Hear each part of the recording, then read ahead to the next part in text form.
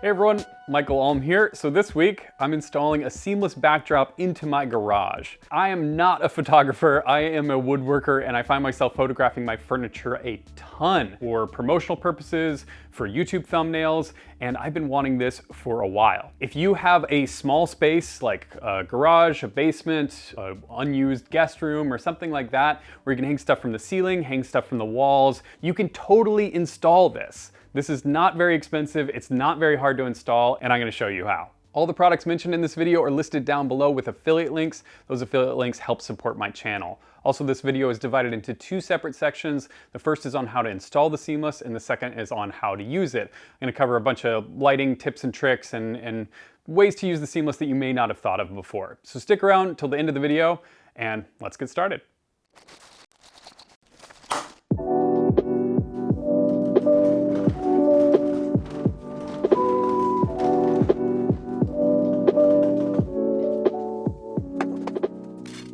Before I hang the seamless in the ceiling, I wanted to show you how I typically do it with C-stands. I have two C-stands in my shop, which are incredibly handy, but they are pretty expensive. They come in about $200 a piece.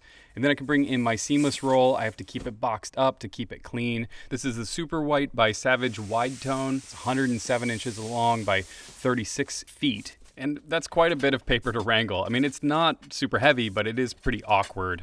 And I do have to find a place to store it every single time I use it. So as you can see, I tape it up and then I can unfurl it and raise it up. This is a bit of a pain because I do have to run back and forth. Obviously, if I had a second set of hands, it would be a lot easier, but it's still a little bit frustrating. And I've definitely almost dropped these C-stands several times installing it.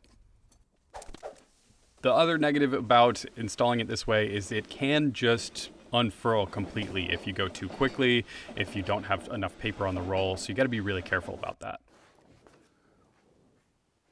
So as you can see, that is a totally reasonable option. I've got a great backdrop here, but it is a bit of a pain to put together. I also have to figure out where I'm gonna store this roll and the C-stands, and every time I set it up, I'm gonna have to think about exactly which color I want. If I want multiple colors, got to buy multiple rolls. You can see where I'm going with this. It's kind of a pain. So what we're gonna do is we're gonna build a rack for the ceiling.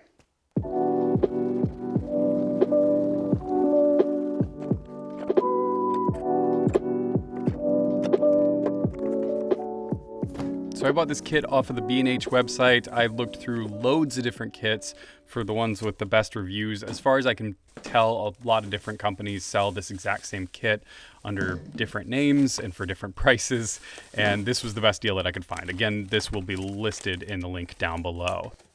So the kit is designed for 3 rolls, and it has the sort of chain fall mechanism, the chains themselves, mounting brackets, as well as an instruction manual. The instruction manual leaves a lot to be desired. It's pretty confusing. The diagram doesn't make a ton of sense, and it's not written very well. The kit also comes with some mounting hardware. I don't recommend using this. It's designed to mount just into bare drywall, which I don't advise doing. I'll talk about that a little bit more later. I found this mechanism super interesting. It's a way to tighten up inside of the tube and spread the load so that it has a lot of traction. It worked really well. It takes a little while. There's quite a few threads on there, but you want to make sure and get this nice and tight. As I mentioned before, I'm installing 3 different colors. I've got the bright white, I've got thunder gray, as well as ultramarine. All 3 of these rolls are made by Savage Widetone. I don't have any association with that company, but I do like their product. And if you want to check out the links down below, you can pick up some rolls. They run about $60 a piece, which I think is really reasonable for what they are. So as you can see, there are 2 different styles of inserts. This one does the tensioning, and the other one sort of organizes the chain and helps you hoist it and lower it. I quickly double checked the length to make sure it was exactly 107 inches. It was. I should mention that they come in a bunch of different lengths. So if you don't have enough room in your garage and your guest bedroom to hang 107 inches, that's fine. You can use the same system to hang whatever size you need for your space.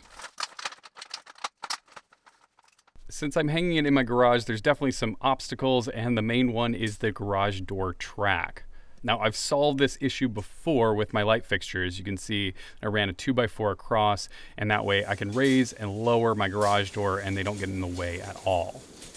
Now, not everybody is going to need to hang it over a garage door. It's going to be way easier if you need to hang it, on a wall or on a ceiling. You can mount it directly to the studs. But for me, I had to find a mounting point, and what I found was this sort of angle iron bracket here. This is integrated into my garage door, and I thought by just putting a scrap piece of plywood in, it would be enough to support this paper roll. A little foreshadowing, this is not a great method. I don't recommend it, but I figured that other people may try this. I also imagine that a lot of people are going to be hanging these in garages. The most convenient spot is in front of the garage door, like my situation, because it's so unused that you won't have furniture in the way. But I'll cover sort of this phase of it just so you can see my mistakes, and then I'm going to go into how I figured out how to get it plenty strong enough to support these rolls. Now, some of the steps are going to apply to both the correct way to install this and the incorrect way. One thing is to check to make sure that the garage door does pass behind it. I actually had to shift my brackets a little bit in order to accommodate that. And then, of course, installing the brackets, which you want to make sure that this is nice and solid. Obviously, this is the problem. You can see how shaky it's starting to get with just a little bit of cantilever, and we'll see when the paper rolls go back on. Another really important thing is to make sure the spacing is correct between the two brackets. Wow, so close.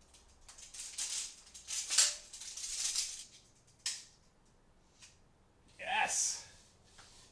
So I added about ½ an inch between the two rolls extra on top of that 107 inches, because one thing that I've found is that if it's too close together, it can actually grind against the paper and cause your edges to get messed up. So now it's time to load up the paper rolls. This is pretty easy to do, but as you can tell, every time I put a paper roll on, this bracket gets more and more bent in towards the center of the garage.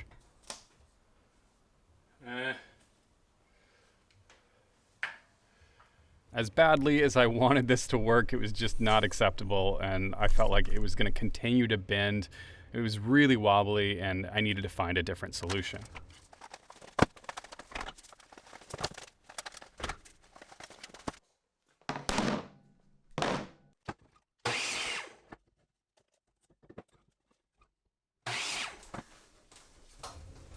Honestly, I have no idea why I tried to re-engineer this. The best solution is the solution that I had already come up with for the light fixtures before, and so that's what I just went with. I went and cut some 2x4s down and just spanned it, just like I did for the light fixtures.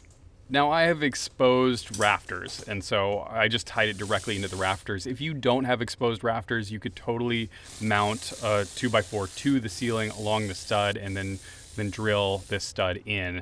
This doesn't take a ton of weight. I am using deck screws for this, not drywall screws. I don't recommend using drywall screws because they'll shear. They're not made for structural purposes, but deck screws are pretty darn strong. The other little trick that I've learned is just setting up a little support block. This will be removed later, but it's a way that I can take this nearly 12-foot long board and install it without an extra set of hands.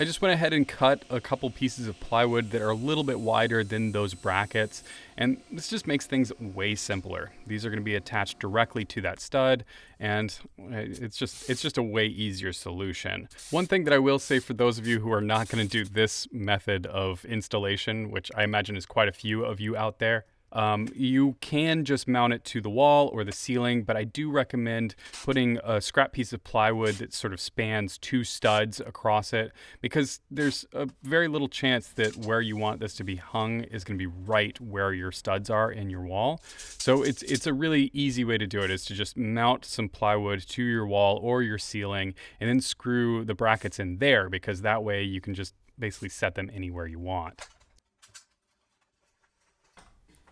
All right, now I'm ready to reinstall the paper rolls, and this was way better, so much better. They're a lot more stable. They don't shake around at all. And yeah, you know, sometimes you just have to build it twice. Here's a quick little close-up of how the tensioners lock into the rail, and then you twist this little thumb screw. That's your tensioner. That's the tension for the whole system. So if that's not tight enough, the rolls will just completely unfurl. So you want to make sure everything's locked in, that it's registered properly in those brackets, and then it's time to install the chain. I read a lot of reviews of this kit online, and the biggest complaints were about the chain, that the chain wasn't strong enough to support a 9-foot roll, all sorts of things. This is a pretty affordable kit, so it's not surprising that it's made of cheap plastic. But in my experience with these chains, I actually wasn't planning on using them at all because I read the reviews and I'm like, I could live without it. I could climb up a ladder. But these worked fine. And I mean, if I have failures down the road, I'll let people know about it in the notes. But so far, this seems to work great. It's got this little weight that just allows it to sort of stay in the right spot, and you can adjust the length of the chain, but I didn't. This was perfectly fine for my space.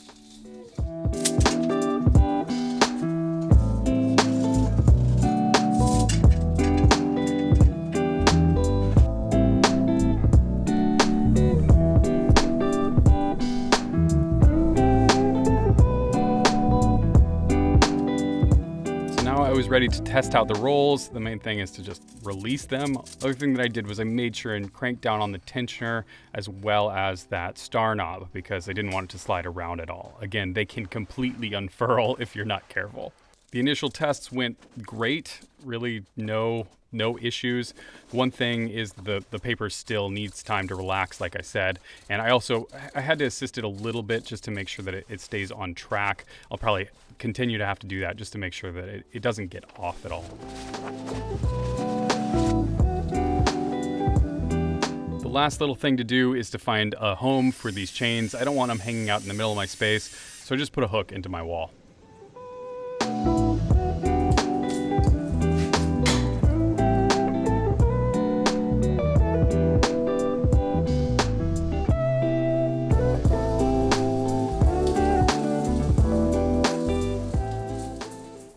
All right, so there it is. That is the seamless backdrop, and it looks awesome. I am so excited to test this out, and that's what I'm gonna do next. I'm gonna test out some lighting scenarios, some different sized objects. The first one we're gonna go with is the melting table. I still have this sucker. You may have seen the video on it. If not, I'll put a link up on one of the sides. And I'm just gonna lay this out, and we're gonna take some beautiful shots of it. So once again, I am not a professional photographer, but I will share my basic lighting kit. This is not a professional lighting kit by any means, but this is enough to get the job done. I've got a couple of these YN216s. I really like these lights a lot. They are sort of spotlighty, so they have a pretty tight focus on them. They're great for rim lights. They also come with gels so that you can light the background. We're gonna try doing both with these. I really like having bandy clamps in my collection. I use these for all sorts of odds and ends. I also have this corn cob light, which I just use as a pretty bright key light. To diffuse that key light, I have a softbox. This is a Neewer softbox. Again, I'm gonna post all of the details of all these products down below. Nothing's terribly expensive here. And it comes with a diffuser as well as a stand to put the key light on top of.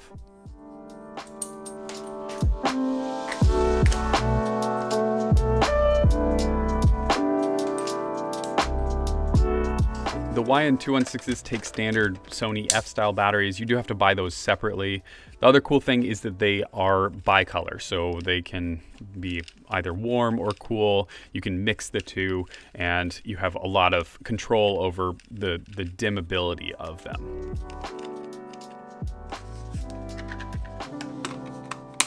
I popped in the diffuser to just give it a little bit more of a soft look and attached it to a couple of tripods. The last element I'm gonna add to this lighting system is a bounce card. And this is super simple. I'm just using the Rockler bandy clamps attached to the bottom. This is just a piece of foam core, which, you know, only cost a couple bucks. So I'm going for a little bit more of a dramatic look with this photo shoot. I'm using the gray background, which is really easy to change. We're going to experiment with changing the background as well. I'm not using it as a seamless background. I'm just using it as like a clean wall. I like the look of the concrete floor below this industrial table. And so I'm going to go with that. We're going to do a seamless photo shoot in a minute though. My goal for this lighting setup is to really accentuate all the edges. I'm using what's called rim lighting. So I've got these two lights on either side, and they're picking up all the detail on the surface of the carving of the melted section. They're also hitting the edges of the table legs, and it's making it pop and pull away from the background.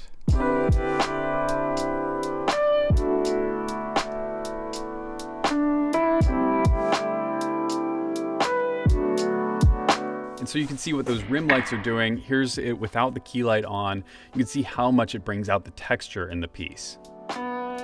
So I wanted to play around with the gels that come with these lights. I haven't really used them very much, but it is a way of adding some visual intrigue to your photography. And there's a bunch of different ways to use these gels. You can obviously just use them directly as the rim lights, and you're gonna get kind of a two-toned rim light look.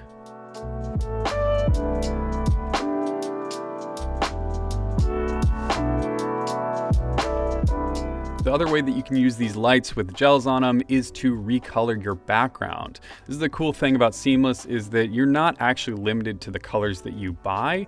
You can change those colors just by using a different lighting system.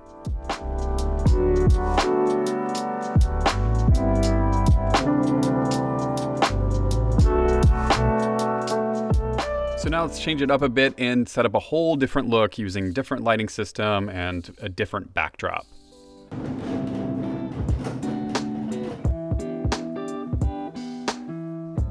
Now I'm going to be using the white background to do kind of more product photography shots, things that are super clean, great looking for a website. And basically I'm just going to lay this out in the way that it's intended, in a seamless fashion on top of my table. I actually just kept my fluorescent lights on with this and then added in that key light to just really dominate. You want to get that background incredibly white so that you don't see it at all. I think these images speak for themselves. This thing looks awesome. It's so clean, so crisp. You can see all the detail in the piece of furniture, and you know, it photographs great.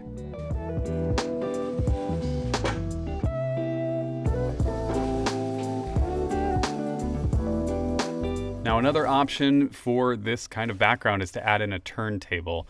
I picked up this turntable a few years ago. Again, I'll list it down below. It was a pretty affordable little turntable, and it's got lots of controls. I'm not going to go into all the details of it, but basically you can lay it out and turn it as quickly or as slowly as you want. You can incrementally turn it, so if you want to take photos and like frame by frame, you can do that as well. But I just popped one of my old sculptures on there and took some shots of it.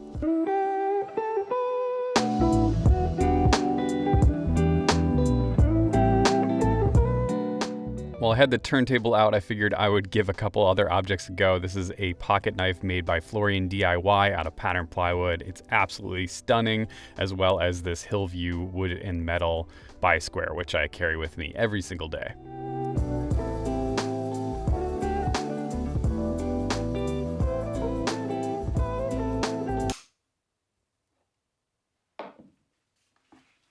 So I could really spend all day messing with this. There's loads of different ways to play with the Seamless. I'm gonna show you one more setup and then we're gonna wrap it up.